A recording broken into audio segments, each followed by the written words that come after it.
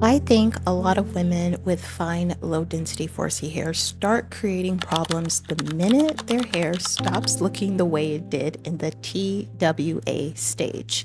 And that's usually the point people start calling it the awkward phase.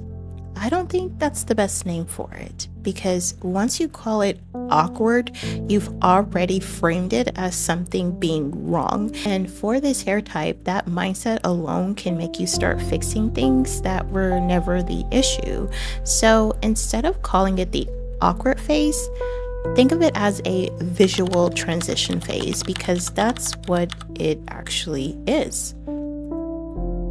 Here's what's going on. When your hair is in the short TWA stage, it looks fuller, denser, and more put together almost automatically. Not because it's healthier, but it's compact. Everything is sitting close together, the shape is tighter, the volume is concentrated, so visually it gives you reassurance. But as your hair starts growing, that changes. Now your hair is no longer sitting at the same tight shape, not long enough yet to fall or frame your face the way you expect. And with fine low density hair, you don't have a lot of extra strands to create fullness. So the same hair can start looking less dense, more spread out, more see-throughs in certain areas, even though nothing's actually wrong. And on top of that, shrinkage is still hiding your length. So now you're in this middle space where you lost the compact fullness of short hair, but you haven't gained the visual payoff of longer hair yet. And that's the transition. Not necessarily a problem. In fact, it's not a problem. And this is where things get tricky because this is usually when the thoughts start. Maybe I need a trim. Maybe my hair is thinning. This routine stopped working. I need more products. I should stretch it more. And those thoughts aren't random, but they're all coming from one place. Your hair stopped giving you visual reassurance. So now you're trying to fix the way it looks instead of understanding what's actually happening. And I think this is where a lot of women start creating actual problems, not because the hair is actually damaged, but because they panicked.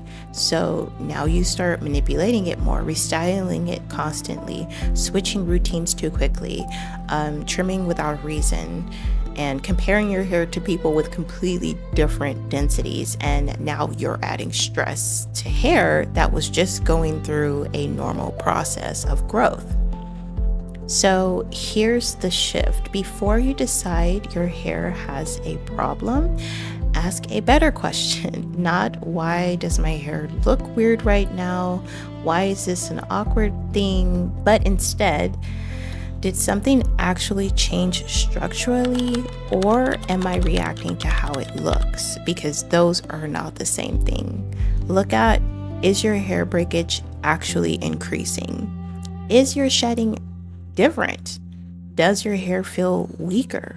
Or do you just not like how it looks in this stage? Because for fine, low density 4C hair, those two things get confused all the time. Your hair didn't suddenly become a problem, it's just not performing the way visually as it did when it was shorter. And a lot of general natural hair advice falls apart right here because it assumes more density, more fullness, and more room for error than this hair type actually has. So when you hit this stage, it's not that your hair is failing at all. The advice or the universal natural hair care advice that you've been following doesn't account for what you're seeing and what's consistent with your hair type combination. Because for this hair type, there's a big difference between hair that is in a visually uncomfortable stage and hair that is actually in trouble. And if you don't know that difference, you'll start responding to the discomfort like it's damage. And that's usually where the real problems start, because now you're touching it more, doing more, trying to fix something that just needed time. For the last 3 natural hair journeys I've been on, this visual transition phase has always been the make or break. And it happens like clockwork.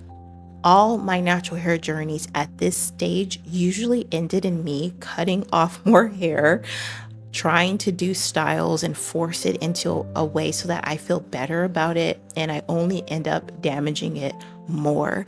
And rather than just biding time and letting my hair grow out some more to start seeing that visual reassurance, I end up setting myself back. And in times past, it was helpful when I wore wigs or I wore synthetic hair because it could hide my hair away from me.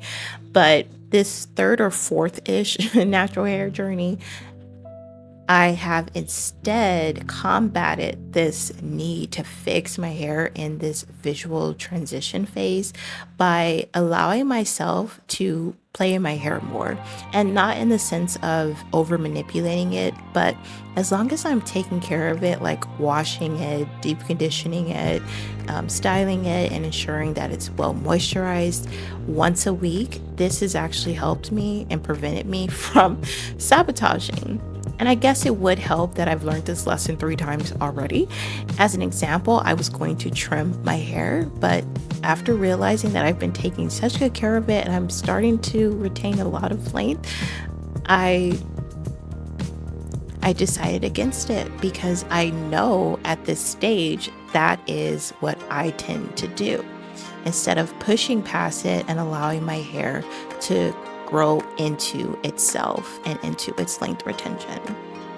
And with fine, low density 4C hair, that's where gentleness actually matters the most. Not when everything looks good, but when it doesn't look the way you expected.